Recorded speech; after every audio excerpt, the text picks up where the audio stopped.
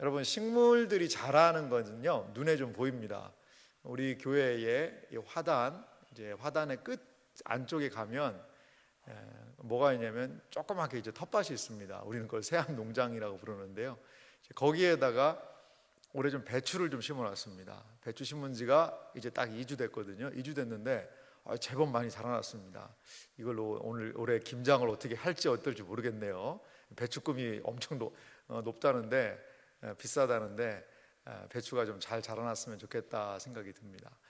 처음에 우리가 한 2주 전에 그 배추 심을 때는 뭐 그렇게 배추 모종이 크지 않았거든요. 조그만 거기 모종 사다가 이렇게 조그맣게 손가락으로 파서 이렇게 넣어도 될 정도로 그 정도 심었는데, 뭐 지금은 배추 잎이 한 15cm 정도 이렇게 쭉 크게 자랐습니다. 여러분, 이 배추는요 그때보다 한 2주 지나니까 그 자라는 게요 눈에 보입니다. 눈으로 확인이 되죠.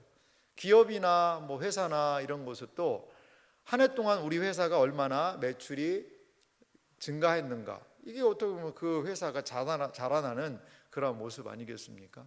눈에 보이는 자라남도 참 중요한데, 근데 또 하나 우리가 그 삶이라는 것을 살아보다 보면 더 중요한 게 있는데요. 그것은 육체적인 성장, 눈에 보일 때는 더 이상 키가 자라지 않아요. 뭐 한 20살 정도까지 사람들이 이제 크지 않습니까? 그런데 눈에 보이는 것이 자라나는 것보다 더 중요한 건 뭐냐? 보이지 않는 부분에서의 성장, 성숙이라는 게 필요하죠. 배우는 것을 멈추고 성장을 멈추게 되면요 사람은요 퇴보하는 것 같아요. 그냥 가만히 그 자리에 머물러 있는 것이 아니라 점점 뒤로 물러난다는 거죠. 여러분, 우리가 지금 이 시대를 살아가기 위해서도요 얼마나 배워야 할 게 많아요. 그런 배우는 것들을 게을리하고 멈추면요 이 사회생활하고 여러 가지 하는 데서 점점 뒤로 물러갈 수밖에 없는 것 같습니다. 신앙생활의 영역에서는 어떨까요? 마찬가지입니다. 신앙생활의 영역에서도요 우리에게 지속적인 성장, 성숙, 자라남이 필요하더라는 거죠. 그러면 우리의 신앙의 영역에서의 자라난다는 것, 우리의 신앙의 영역에서의 성숙한다는 것, 이것은 과연 어디서 오게 되느냐? 우리가 그것을 좀 오늘 이 시간에 살펴보기 원합니다. 사실 제가 올해 3월 달에 영적 성장에 대한 부분을 한 5주 정도 설교를 한 적이 있습니다. 그래서 그 영적인 성장에 대해서 말씀을 좀 깊이 나눈 적이 있는데요. 이 성장이라는 주제에 대해서, 그리고 또 우리 세안교회는 어떻게 영적 성장을 돕는가에 대한 것이 좀 궁금하시면 그때 우리 양육 훈련에 대한 것들도 한번 좀 말씀을 좀 나눈 적이 있습니다. 그 5편의 설교를 참조하시면 이 부분에 대해서 더 깊은 이해를 하실 수 있게 되리라 믿습니다. 오늘 성경은 영적인 분명히 성장을 이야기를 해요. 그런데 영적 성장의 이전에 영적으로 성장하지 못할 때 일어나는 영적 성장의 부재 현상이 무엇인지를 먼저 이야기를 하고 있습니다. 그게 뭐냐면요 14절입니다. 우리 14절 말씀은 좀 같이 한번 읽어볼까요? 에베소서 4장 14절을 보면서 영적 성장이 부재할 때 일어나는 것이 어떤 건지 한번 좀 같이 살펴보겠습니다. 함께 읽습니다. 이는 우리가 이제부터 어린아이가 되지 아니하여 사람의 속임수와 간사한 유혹에 빠져 온갖 교훈의 풍조에 밀려 요동하지 않게 하려 함이라. 아멘. 여기 보면 어린아이가 되지 아니하여 라고 얘기하는데, 뒤집어서 이야기하면 영적인 성장 13절에서 충만한 분량까지 자라나라 라는 것이 없다면 오늘 본문은 영적인 부분에서 어린아이가 될 수밖에 없다는 것을 또한 이야기하고 있다는 거죠. 또 하나는 뭐냐면 요동하지 않게 하려면, 흔들린다는 겁니다. 저는 그래서요 영적 성장의 부재 현상은 2가지 부분에서 나타날 수 있다고 봐요. 영적 성장이 부재할 때 나타나는 증상들은 2가지인데요. 첫 번째는 영적 어린 아이가 된다는 겁니다. 자라나지 못하면요 아이가 되는 겁니다. 근데 여기 영적이란 단어를 주의하시기 바랍니다. 영적인 부분에서 계속적으로 자라나지 못하면 어린 아이의 모습으로 퇴보한다는 거죠. 성경에서는요, 어린 아이들에 대해서 긍정적으로 이야기하는 부분이 있어요. 예수님이 뭐라고 그러셨죠? 너희가 어린 아이와 같지 않고는 하나님 나라 갈 수 없다, 이렇게 이야기합니다. 그 어린 아이의 거기서의 특성은 어떤 부분이냐면 의존성이죠. 어린 아이가 부모를 의존하잖아요. 그런 의존성을 분명히 이야기를 해요. 그런데 더 많은 성경은요, 어린 아이의 일을 버렸다, 어린 아이의 연약함, 이 연약함을 상징하기도 한다는 거죠. 어린아이는요, 아직 어른이 되지 못한 상태를 이야기하죠.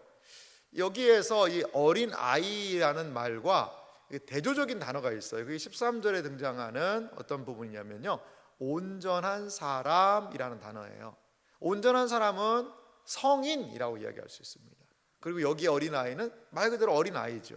이 원어의 의미를 제가 조금 살펴봤어요. 어린아이라는 단어가 뭐냐면 네피오스라는 그 원어가 쓰였더라고요. 네피오스라는 단어가 쓰였는데, 이거 어떤 어린아이들을 얘기하냐면 유아기나 또는 사춘기 이전의 어린아이, 그러니까 사춘기 이전에, 유아나 사춘기 이전에 그런 어린, 완전히 갓난아이는 아니고 그거보다 좀 아장아장 걷고 하는, 뭐 영어에서는 키즈라는 단어를 좀 쓰기도 하지 않습니까? 그런 아이들인 것 같아요. 이런 어린아이, 이 어린아이들은요, 신체적으로 연약하잖아요.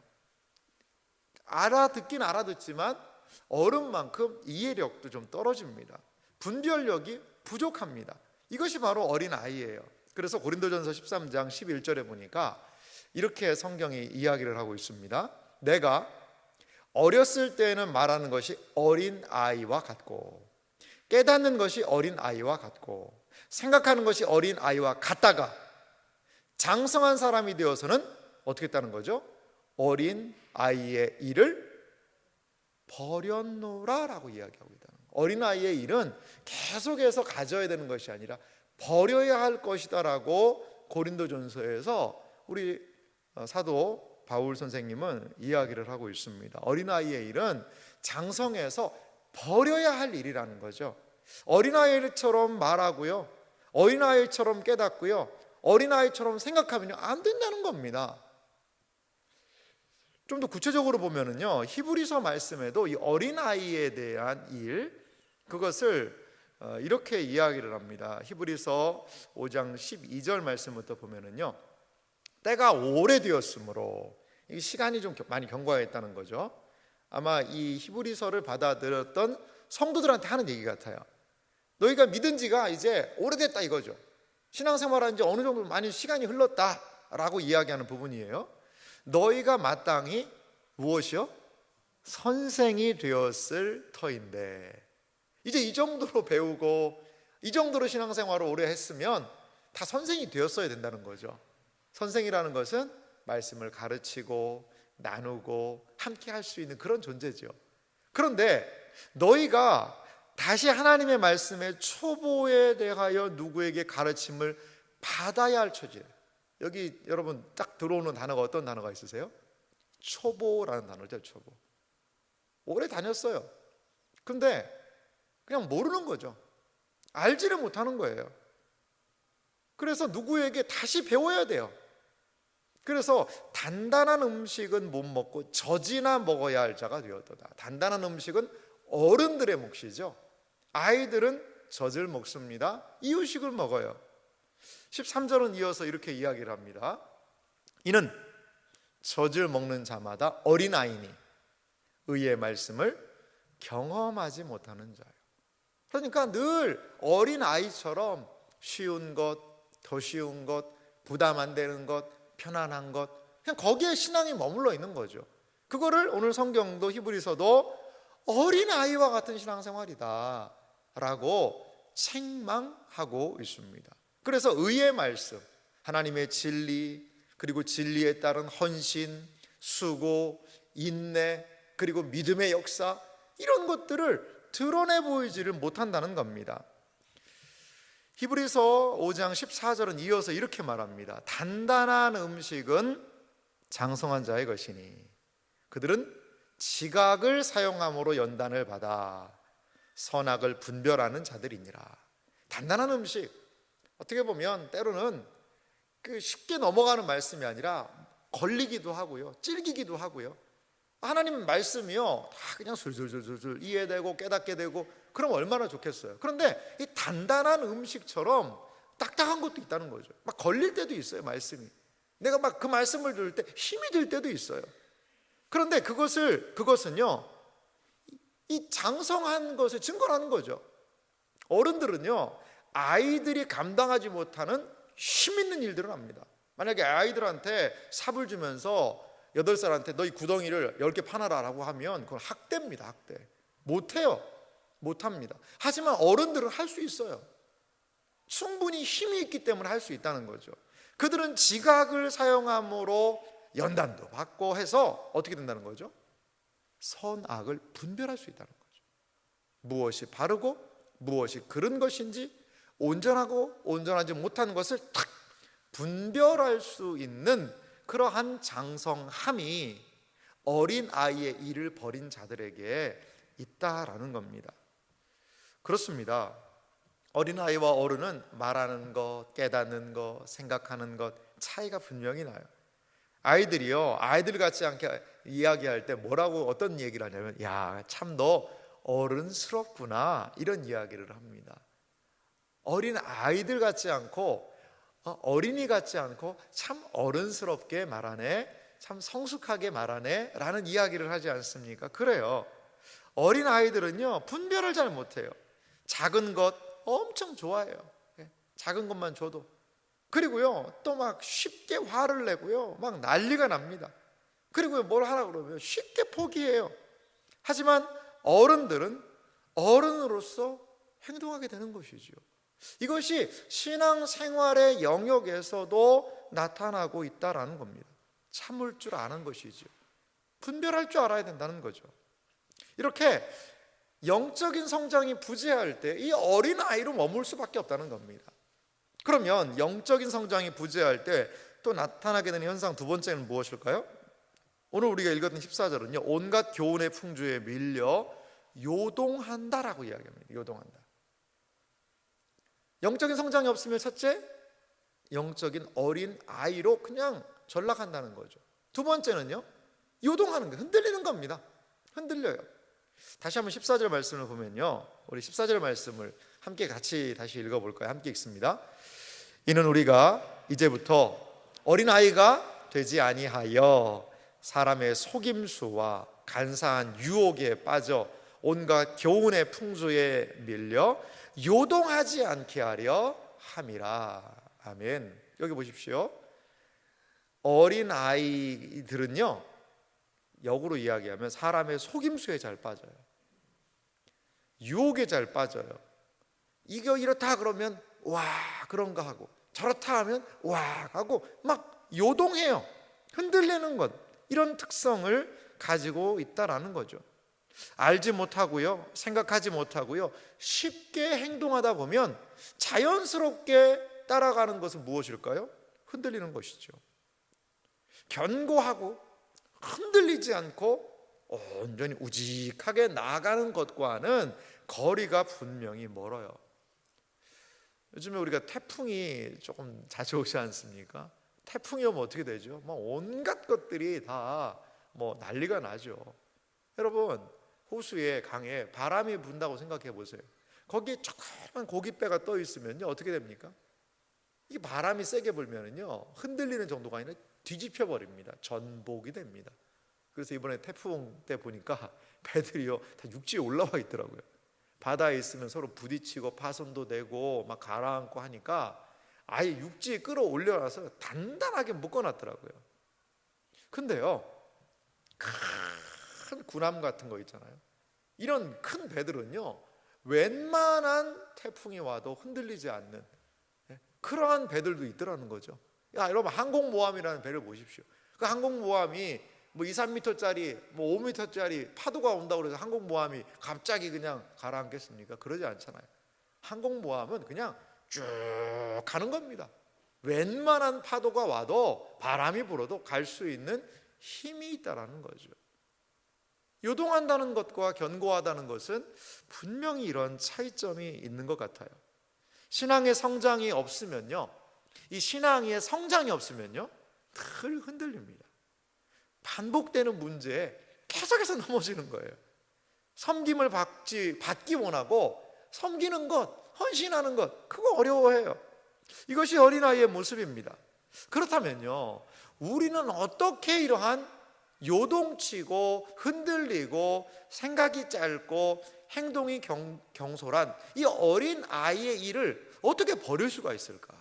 그리고 영적으로 성장을 할 수 있을까? 저는 오늘 영적인 이 성장의 원리를 한 두 가지 정도를 좀 생각을 해봤으면 좋겠어요. 뭐 원리, 비법, 비결 이런 것은 참 조심스럽게 말해야 되는 부분입니다. 어떠한 방법론에 따라서 이런 영적인 성장이 이루어지고 몇 시간 뭐 하고 어디 가서 뭐 하고 이런 것들로 영적인 성장이 이루어지는 것은 분명히 아니에요. 오늘 영적인 이 성장이라는 것을 우리는 이 성경의 말씀을 통해서 어떻게 그러면 어린아이를 버리고 영적인 성장이 이룰 수 있을 것인지를 좀 잠시 좀 한 두 가지로 살펴보기 원합니다. 먼저 영적인 성장의 첫 번째 원리는 뭐냐면요, 믿는 일과 아는 일의 하나가 되는 것, 이것이 우리를 영적으로 성장하게 한다는 거죠. 다시 한번 우리 에베소서 4장 13절, 이거 너무나 중요한 말씀이라서 이거는 오늘의 요절입니다. 요절. 집에 가서 꼭 암송할 수 있으면 이 말씀을 좀 암송하면서 영적인 성장의 중요한 원리를 좀 여러분 삼으셨으면 좋겠어요. 여기는 원리도 나오고 목표도 나오고요, 너무나 중요한 구절이거든요. 우리 같이 한번 좀 읽겠습니다.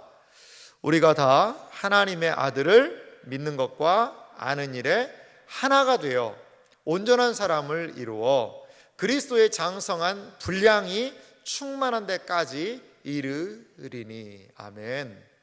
여기에는요, 두 가지를 얘기하죠. 먼저 우리가 다 하나님의 아들을 믿는 것과 아는 일에 하나가 되어 온전한 사람을 이루어. 자, 이게 온전한 사람, 성인을 얘기합니다. 온전한 사람을 이루는데, 그래서 어떻게 된다는 거죠? 그리스도의 장성한 분량이 충만한 데까지. 참 그리스도의 장성한 분량이 충만한 데, 참 말이 어려워요. 쉽게 풀면요, 예수님처럼 이 정도로 생각하면 좋아요. 온전한 사람이 되어 이루어 예수님처럼 예수님께까지 이룬다는 거예요. 이거는 예수님은요, 우리의 영적 성장의 멘토이시자 목표입니다. 목표점이에요. 예수님처럼 나아가는 것이 우리의 영적인 성장의 가장 중요한 지향점이 된다는 거죠. 목사님, 이건 불가능한 일 아닙니까? 어떻게 우리가 예수님처럼 신앙생활 합니까? 어떻게 예수님처럼 그래요? 여러분, 왜 성경이요, 예수님을 닮아가라, 제자 훈련 받으시는 분들은 작은 예수라는 그런 책 제목도 있어요. 왜 이런 이야기를 할까요? 예수님이 이 세상에 오신 이유가요, 바로 그것이기 때문에 그래요. 예수님이 이 세상에 오셔서 어떻게 기도 생활하는지를 보여주셨어요. 예수님은요, 기도 안 하셔도 되는 분이잖아요. 기도의 대상이신데도 밤새도록 기도하시기도 하고요, 또 힘을 다하시도록 애쓰고 힘써 땀을 핏방울이 땀방울이 핏방울이 되도록 기도하셨던 그런 부분들도 보이시고, 이 기도의 본을 보이시고, 십자가를 지시기까지 하나님의 뜻을 성취하기 위해 인내와 수고의 헌신의 본을 보여주시기도 하시고, 피곤하고 힘들고 배 고물에 누워서 주무시는 그러한 상황이 오기까지 힘에 지나도록 섬기시기도 하고, 이러한 하나님을 의지하며 이 땅을 사셨던 예수님은요, 우리가 살아가야 되는 신앙의 모범이시라는 거예요. 예수님이 사람의 몸을 입고 오셨어요. 성육신이라고 이야기를 하죠. 그러신 것은 우리가 어떠한 삶을 살아야 할지를 보여주신 것이 있다라는 거죠. 그럼 어떻게 예수님처럼 살 수 있을까? 큰 주제이기도 합니다만, 오늘 성경은 이렇게 그것을 정확하게 이렇게 이야기를 해요. 우리가 다 하나님의 아들, 예수님이죠, 를 믿는 것과 아는 일에 뭐가 된다는 거죠? 하나가 되라는 거죠. 하나가. 우리 교회 다닐 때, 교회 다니면서 가장 중요하게 여기는 게 뭡니까? 믿음이죠. 믿음. 믿음이 있어야 합니다. 얼마나 많은 믿음에 대한 이야기를 들으셨어요. 그럼 믿음이 뭡니까? 믿음을 그렇게 많이 우리는 설교를 듣고 믿음이 중요하다, 믿음이 중요하다라고 하는데, 여러분 믿음이 무엇입니까? 무엇이라고 믿음을 설명할 수 있으세요? 여기 보십시오. 믿는 건데요. 무엇을 믿는 거예요? 여러분 잘 보세요. 하나님의 아들을 믿는 것이에요. 우리의 믿음의 가장 중요한 실체는 하나님의 아들 예수 그리스도이심을 여러분 믿으시기 바랍니다. 우리는 믿는 걸 너무나 당연하게 생각하죠. 그래서 전도할 때는 뭐라고 얘기해요? 예수 믿으세요. 예수님을 믿으셔야 구원을 받습니다. 이렇게 이야기하죠. 우리가 예배 드릴 때마다 이제 사도신경을 같이 암송합니다. 암송하는데, 저는 사도신경 할 때요, 여러분 눈 뜨고 좀 봤으면 좋겠어요. 그냥 눈 감고 전능한 사천지를 만드신 하나님 아버지 이렇게 빨리 끝내지 마시고 눈을 탁 뜨고요, 제가 멘트를 하지 않습니까? 우리가 무엇을 믿습니까? 라고 하면 눈을 좀 뜨고 앞에 자막을 보면서 전능하사 천지를 만드신 하나님 아버지를 내가 믿사오며, 그를 보면서 생각하면서 고백하면서 사도신경을 하게 되면, 아, 나는 저걸 믿는 사람이지, 그거를 고백하는 시간이에요. 고백하는 시간. 그냥 주르륵 암송하는 시간이 아니라, 암기하는 시간이 아니라 그 시간은요 고백의 시간입니다. 우리 세안교회 오늘 이 예배를 드리는 분들은 무엇을 믿으십니까? 라고 사회자가 물으면 온 성도들이 믿음의 고백을 함께 하는 거죠. 무엇을 통해? 사도신경을 통해서 말이죠.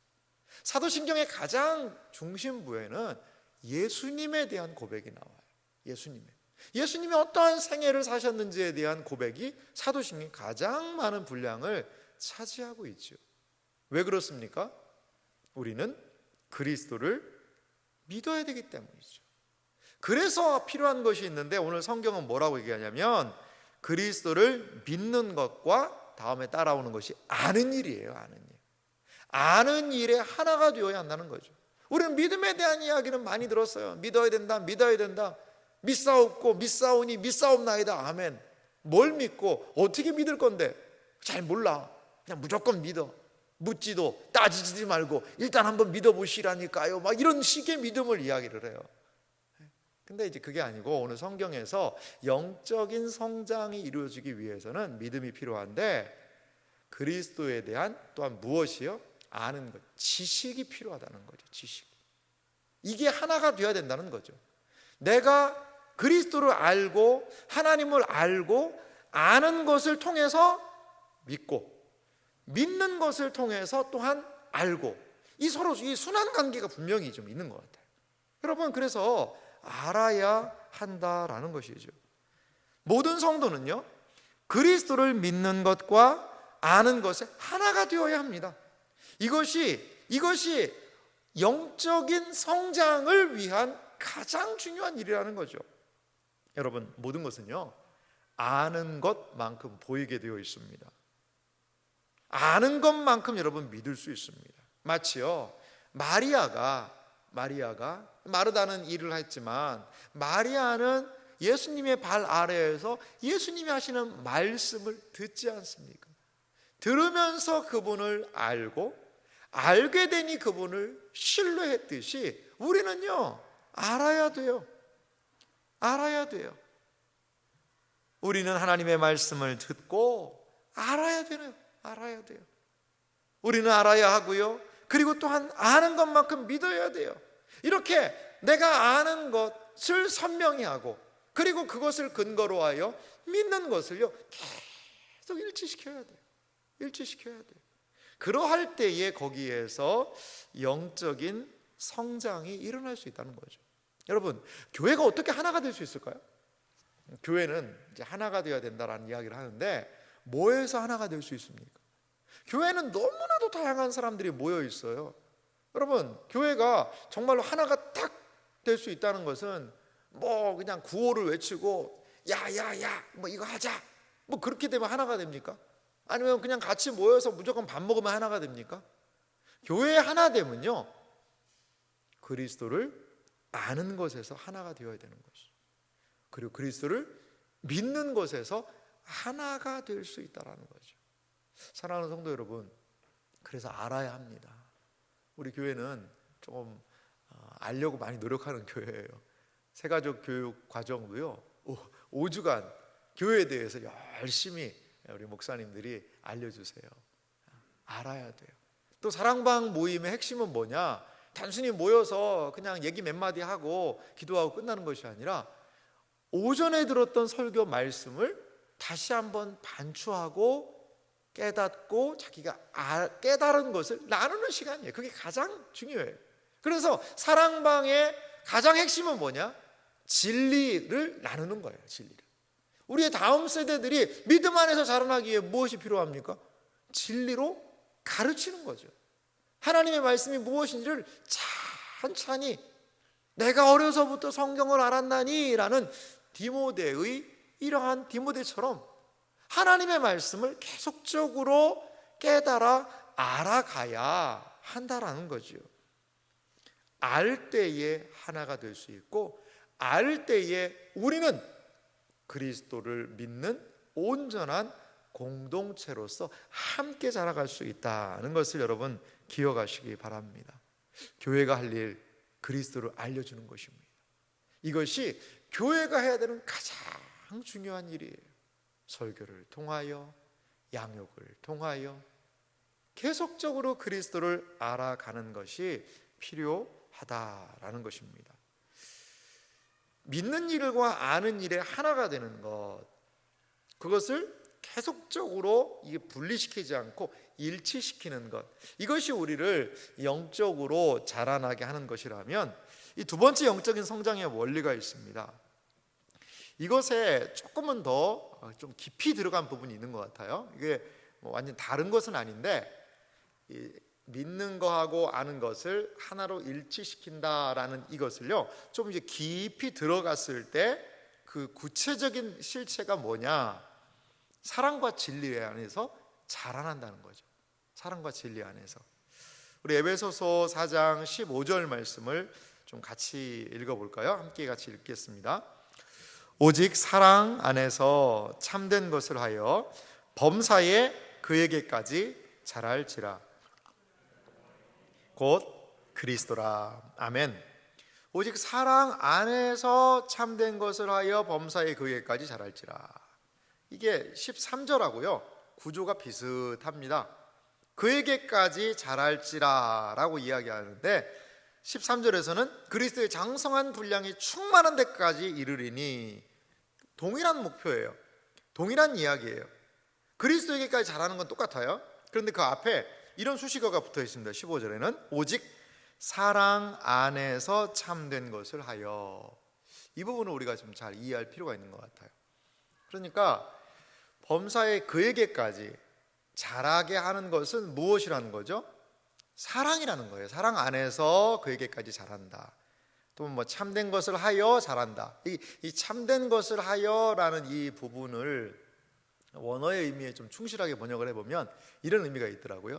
진리를 말한다, 이런 뜻이 있어요. 참된 것을 하여 진리를 말한다는 뜻이 있죠. 진리를 말한다는 것은 무슨 뜻일까요? 진리를 고백하고 진리를 알고 진리를 깨닫는 것이겠죠.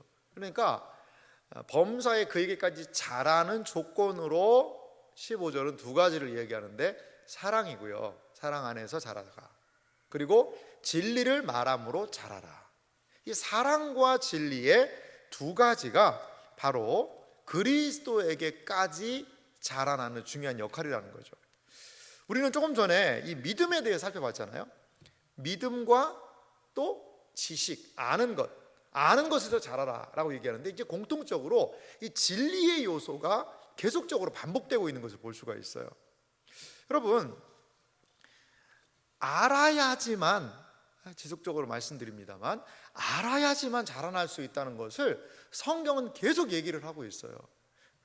우리 기독교 신앙이요, 이런 책의 형태로 주어졌다는 것이 의미심장하지 않습니까? 여러 가지로 이야기할 수 있어요. 너희들이 교회로 모일 때마다 합심 기도를 무조건 일단 1시간 해라. 그러면 몇몇 사람들한테 내가 깨달음을 줘가지고 그 사람들이 너희들에게 말할 수 있는 그 방식을 취하겠다. 여러분, 기독교가 이렇게 할 수도 있지 않겠습니까? 기독교는 무조건 모이면 1시간 동안 막 통성기도 하는 거죠. 그러면 하나님이 약속한 깨달음을 몇 사람들한테 줘서 그 사람들이 벌떡 일어나서 하나님의 뜻은 이겁니다 라고 이야기할 수도 있죠. 뭐 그런 방식을 하나님이 취하실 수도 있어요. 그런데요, 하나님께서 그런 방식을 취하지 않으시고 이거 한 거 남겨놓으셨어요. 책의 형태로 진리를 우리에게 계속 전수해 주셨다는 거죠. 왜 우리가 이 성경을요, 믿음의 많은 사람들이 목숨같이 여깁니까? 그 이유가 무엇입니까? 여러분, 이 성경이요, 우리 손으로 오기까지의 과정을요 가만히 한번 연구만 해봐도요 놀라운 은혜가 있습니다. 이 구약 성경을요, 구약 성경이 히브리어로 됐잖아요. 유대인들 중에 한 300~400년간을요 이 마소라라는 그 학파 사람들이 있습니다. 한 가문이요, 이 성경을 계속 필사를 했어요. 필사를. 그 집안 사람들은요 성경만 필사하다 죽었어요. 성경만 필사하다. 그렇게 해서 이 성경이 가장 이제 구약의 권위 있는 이제 사본이 이제 마소라 사본이라고 이야기하는데, 그런 권위 있는 성경이 남겨지기까지 그 한 가문 집안에 그런 충성스러운 헌신이 이 마소라 학파라는 사람들의 그런 게 있었어요. 여러분, 이 하나님의 말씀이 저는 우리에게 보존돼서 오는 것도요 하나님의 놀라운 은혜의 역사가 있는 거죠. 하나님이 왜 우리에게 그럼 이 말씀을 주셨습니까? 알으라고, 읽으라고, 깨달으라고.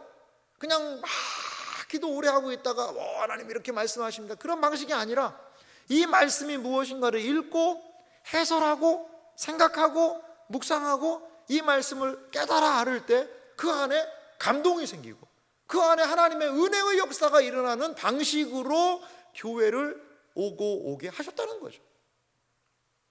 최근에 우리 교회에 오신 새가족분이 계십니다. 새가족분이 계신데 이제 오랫동안 이제 자기가 이제 자기 본인의 신앙생활을 돌아볼 때 초등학교 시절 정도 그때까지 이제 열심히 신앙생활을 했던 것 같다라는 이야기를 하시는 그 한 성도님이셨는데, 이분이 그리고서는 뭐 약간 신앙적인 그런 부분들도 있었지만 이분이 이제 최근에 이제 우리 교회에 좀 나오셨는데 이분이 하는 그 고백이 간증이 참 복되더라고요.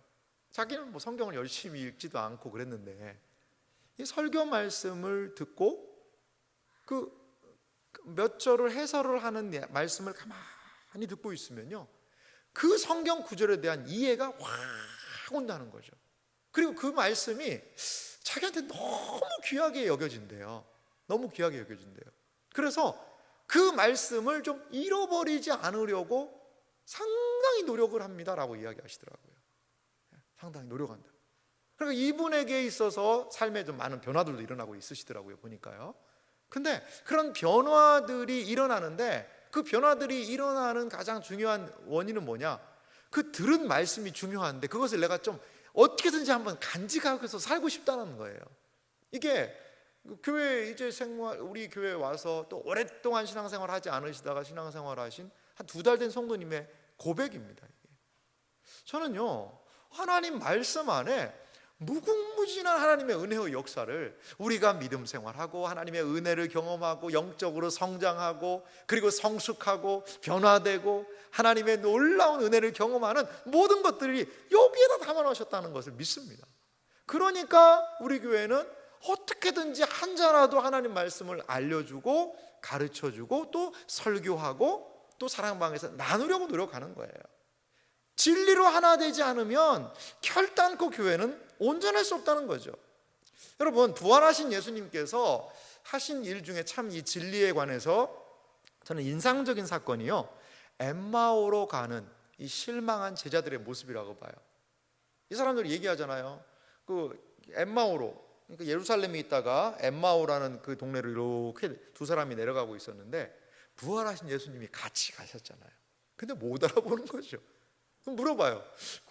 당신들 어디 이렇게 갑니까? 그랬더니 어디에서 갑니까? 뭐 예루살렘에서 가는 길이다. 그럼 왜 갑니까? 그랬더니 예루살렘에 당신 무슨 일이 일어나는지 모릅니까? 그러면서 이 엠마오 제자들이 막 얘기합니다. 막 이렇게 하는데 우리는 그를 주님으로 믿었는데 아이고 십자가에 달려 죽었다고 그 이야기를 하는 거죠. 그러자 예수님이요, 이게 엠마오로 가는 제자들한테 이런 얘기를 해요. 누가복음 24장 25절인데요. 이르시되 미련하고 선지자들이 말한 모든 것을 마음에 더디 믿는 자들이요.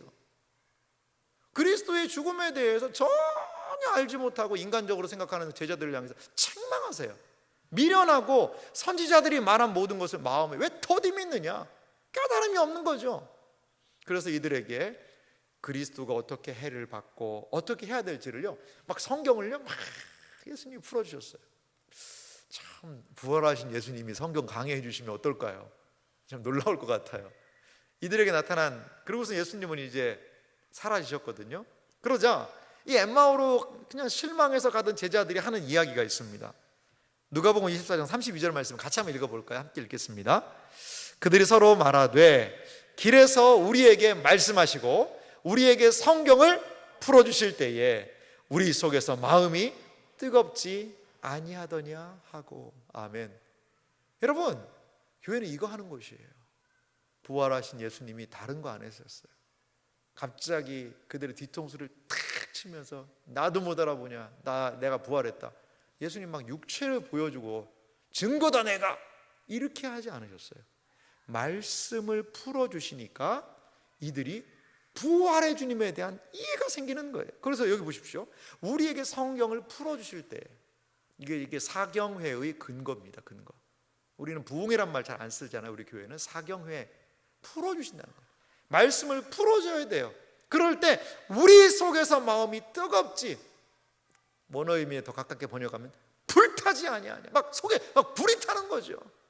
사랑하는 성도 여러분, 그렇습니다. 진리로 불타오르는 것, 이것이 바로 우리 신자들이 영적으로 성장하는 길이라는 거죠. 하나님의 말씀을 들어야 합니다. 들은 말씀이 우리 속에 불타야 되는 거죠. 그럼 어디로 가야 될까요, 여러분? 불타려면 어디로 가야 돼요? 불이 있는 곳으로 가야죠. 불이 있는 곳으로. 하나님의 말씀을 가까이 해야죠. 하나님의 말씀을 읽고, 그리고 읽는 것에서 머무르는 것이 아니라 깨닫고, 그리고 배워야 돼요. 배워야 돼요. 이 성경이 책으로 주어졌기 때문에 배워야 돼요. 여러분, 성경의 맥 참 좋은 과정이에요. 전체 성경의 의미가 무엇인지 우리에게 잘 알려줄 수 있는 과정이 저는 성경의 맥이라고 봐요. 그리고 그 성경의 다양한 주제들을 지금 교리반이라는 것을 통해서 배우고 있지 않습니까? 어제 화요일에도 많은 분들이 오셔서 교리반 이제 오리엔테이션을 시작을 하셨습니다. 그래서 조별 나눔을 통해서 앞으로 어떤 기대가 있습니까? 이런 얘기를 했더니 참 많은 분들이 이번에 어떻게 이 부분에서 정말 기대되는 부분이 많다, 이러한 이야기도 듣고, 제가 좀 얇은 책을 하나 소개해드렸는데 그 얇은 책을 너무나 좋아하시더라고요. 왜 좋아했는지는 알 사람만 압니다. 알 사람만 압니다. 얇은 책 한 권 들었더니 엄청 좋아하시더라고요. 이렇게 하나님의 진리를 가까이 하는 것, 그 자리로 가야죠. 그래야 불이 타죠. 나는 너무 냉랭해져 있다, 불타는 자리로 한번 가보세요. 그래서 이 안에 좀 식어진 열정들이 다시 타올라야 되지 않을까요? 사실 저도요, 이렇게 제가 목회를 하면서 목사로서 이렇게 좀, 사실 목회를 하시는 방식도 여러 가지 많잖아요, 여러분. 뭐 우리 교회에서 오랫동안 신앙생활 하신 분들은 또 뭐 말씀에 대해서 잘 가르치고 알려주는 이런 부분도 분명히 있지만, 또 어떤 목사님들은 약간의 그런 스타일보다는 좀 다르게 목회하시는 부분들도 있어요. 교회마다 좀 다른 부분이 있죠. 그래서 저는 장로교 목사로서, 제가 장로교 목사로서의 목회하는 방식은 하나님의 말씀과 좀 가까이 해야 된다는 것을 제가 신앙생활하면서 좀 배웠습니다. 저도 청년 때 신앙생활한 교회가 있거든요. 그때 그 목사님이 늘 강조하시는 것이 바로 이런 부분이었습니다. 진리를 알고 진리를 배우고 진리를 깨닫는데 마음을 기울여야 한다. 그분의 설교가요, 그 청년 때 제 마음을 얼마나 많이 울렸는지 모릅니다. 말씀을 듣다가 울기도 하고요. 제가 신학생으로서 이제 신학생들을 모아가지고 또 좀 말씀도 많이 전해주셨거든요. 뭐 1박 2일 수련회 가면요, 그 목사님은 설교를요 얼마나 한 줄 아세요? 제일 길게 한 적이 있는데요, 한 번에 쉬는 시간도 없습니다. 설교입니다. 설교 시간에 쉬는 시간 없잖아요.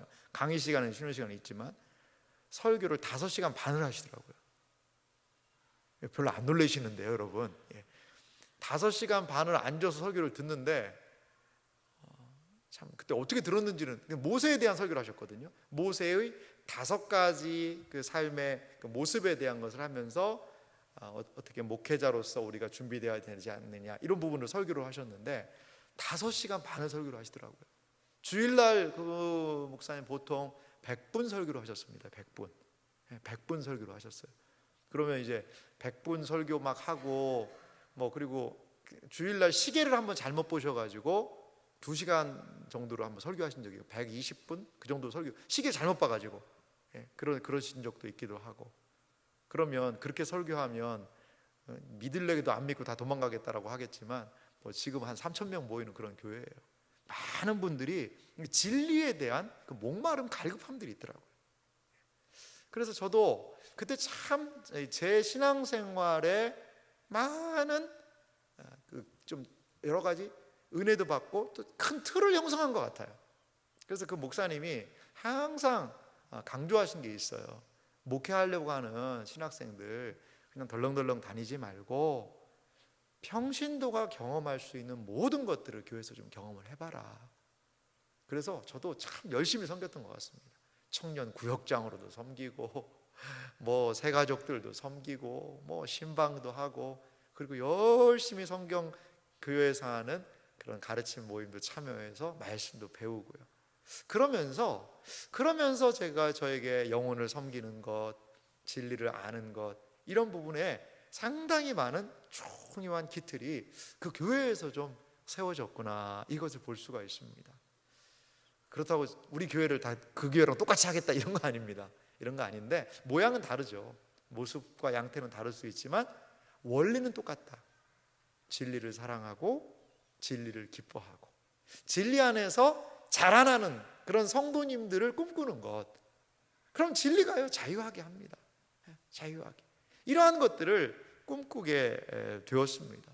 그래서 저희의 어떻게 보면 청년 때의 방황도 있고 넘어짐도 있고 연약할 때 그 진리를 바라보면서 쭉 나갈 수 있었던 그것처럼 우리 사랑하는 성도님들과 하나님의 말씀도 같이 나누고 공부도 하고 또 제자 훈련도 하고 양육도 하고 하는 이것을 통해서 진리로 세워지는 공동체를 함께 만들고 싶은 것이 어떻게 보면 우리 세안교회의 그 목회적인 또 좀 중요한 비전으로 세우고 있어요.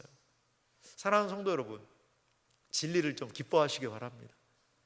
진리 안에서 자라나시기 바랍니다.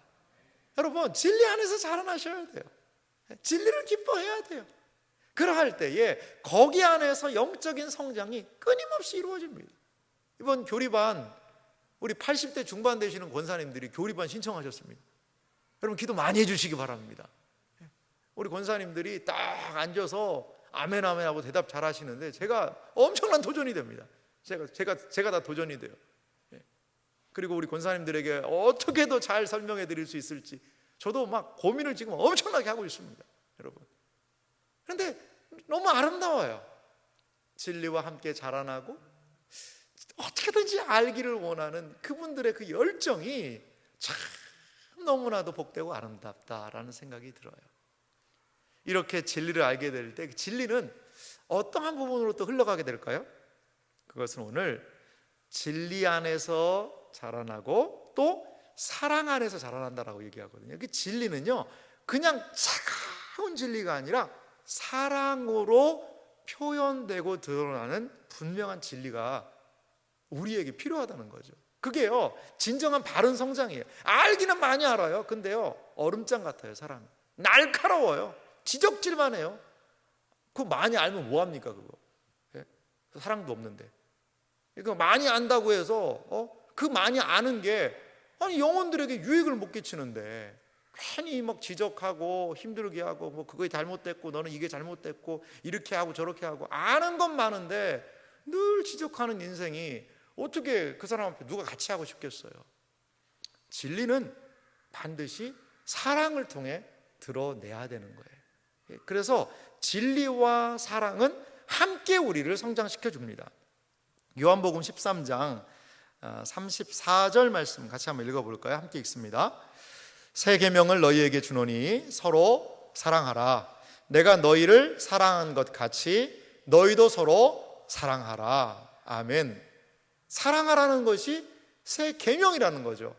그런데 우리가 진리를 알고 진리의 방식으로 사랑하게 될 때 어떤 일이 벌어지는 줄 아세요? 35절은 이렇게 말합니다. 같이 읽겠습니다. 너희가 서로 사랑하면 이로써 모든 사람이 너희가 내 제자인 줄 알리라. 아멘. 예수님의 제자인 것을 어떻게 알 수 있어요? 사랑함으로 알 수 있는 거죠. 진리이신 자체, 말씀이신 그 주님께서 우리를 사랑하셨던 것처럼 우리도 그분 말씀을 받아들고 그분이 사랑하셨던 것처럼 사랑하면 당신도 예수님의 제자군요. 당신도 예수님의 제자군요. 제자로서 사랑하시는군요. 당신을 볼 때 사랑이 느껴져요. 당신을 볼 때 넘치는 진리가 사랑으로 나타나요. 그것을 통하여 우리가 예수님의 제자라는 것을 알 수 있다는 거죠. 이렇게 서로 사랑하는 것, 우리 교회에서 하고 있는 제자 훈련의 가장 마지막 장이 바로 이 서로 사랑하라는 장이에요.